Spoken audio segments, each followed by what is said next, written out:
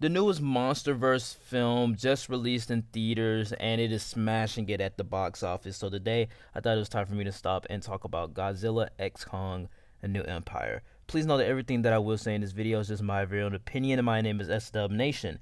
And you're free to comment down below your very own opinions on Godzilla X Kong. Please don't forget to check out that Twitter and that link to that TikTok. All of that is in the description down below. And if you're new to the channel, join the SW Nation, like, comment, and subscribe. We have a bunch of fun over here.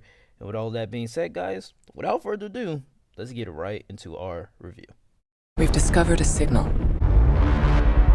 Kong, Godzilla, they can feel it too. Something is coming. Something even they're afraid of. The MonsterVerse is one of those rare franchises that I just fell in love with, and every movie is honestly quality. Like, it's literally great. And if you look at the track record on Rotten Tomatoes, they are certified fresh all the way until this movie and King of the Monsters. So with that being said, let's move right into the good.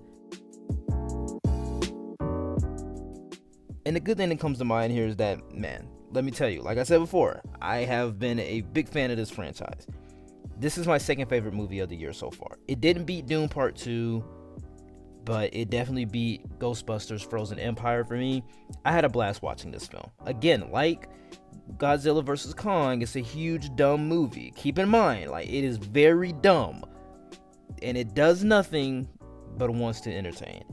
And as a fan of the MonsterVerse and -1, it's so great to have both the soulful and impactful film in -1 that came out in December. I went to go see that, and when I got out of the showing, the trailer for this movie dropped, and it was just like the dumbest thing ever. Like, I literally watched -1 and then watched the Godzilla X Kong teaser trailer, and it was just the dumbest thing ever, but it was so fantastic because I got that soulful, impactful film.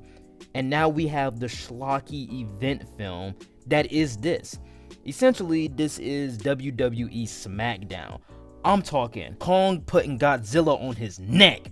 I'm talking Godzilla with the RKO. He throwing Kong around his shoulder. Like, I'm talking tag team moves against Scar King. Like, I'm talking WWE SmackDown level stuff. This is stuff that I haven't seen since, like, what, 2011, 2010 WWE SmackDown. I mean, I'm pretty sure they had some great things in the years, but I haven't watched wrestling in years. But dog, this brought the child out of me.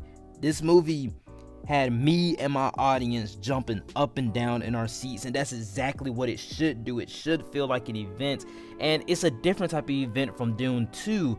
Dune 2 was a cinematic experience. It was an epic film that had a grandiose story, and it had the audience ramped up. Like, it had us, yeah, like, this is a perfect movie for right now.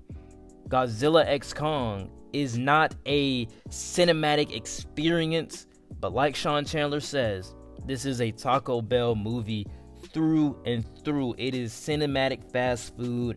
And I think after seeing Kung Fu Panda 4 and being pretty disappointed by that, and then seeing Ghostbusters Frozen Empire and it not being my favorite Ghostbusters film, or, you know, even of their top 3, it's nice to get this film here, and I just love it. Like, I'm having such a fun time with this movie the entire time I'm watching it. And the greatest thing about it is that they show more of the monsters.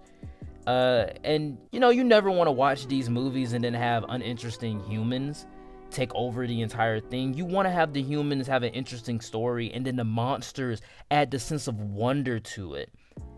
But when it comes to these movies, this one and Godzilla vs. Kong, the humans are uninteresting, but they make up for it because they show more of the monsters throughout the film. And to be honest with you, they make these movies for pretty cheap. This is very much Kong's movie, and he is the main character, and I feel as though we were kind of able to relate to him more in this film, likewise with Godzilla vs. Kong, because he's a very emotive character. He's a huge ape, and apes have human features, and we can see on his face the emotions that we would see in any other human actor. And also it makes up for it because his brain is larger, and then he has a little bit more common sense, and he's able to communicate with the humans. He understands them, he can talk to them, and he really is and always has been that tragic romantic character. He's very different from Godzilla. And when it comes to this movie and versus Kong, I love the fact that they focused on Kong and then kind of having his trilogy with Skull Island, Versus, and X. And in the end, this is the final movie in his story arc.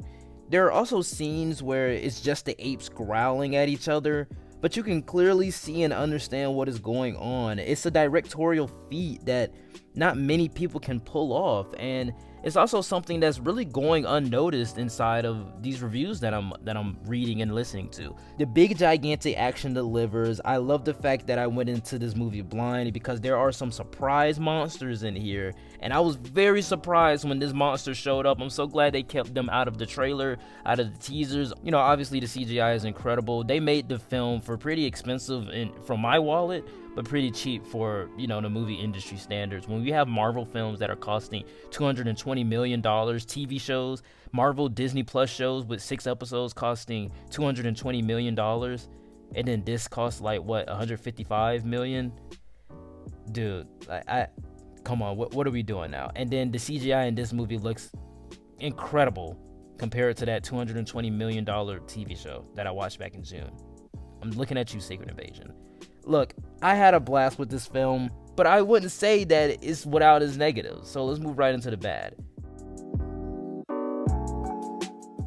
And the bad thing that comes to mind here is that I just have to say it because it is a bad for the movie. The movie is not all the way perfect, but I did have a great time with it.